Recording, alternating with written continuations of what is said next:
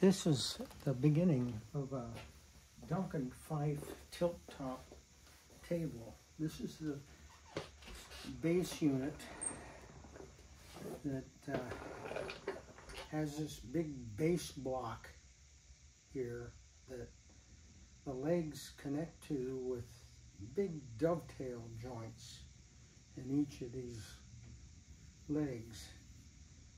And it's a strong construction, and I'm just now working on these pillars here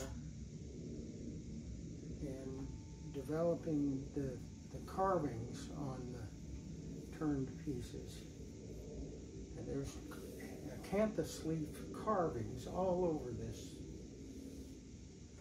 table. I wasn't able to just duplicate the museum carvings, so I kind of made up my own acanthus leaf carvings. And then we have these swivel brass casters that really actually help in when the floor is not flat.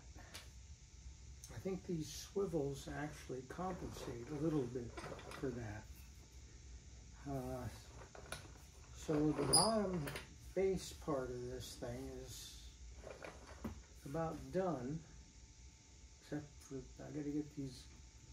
Well, then there's this whole drawer platform that goes on here, and then the tabletop with the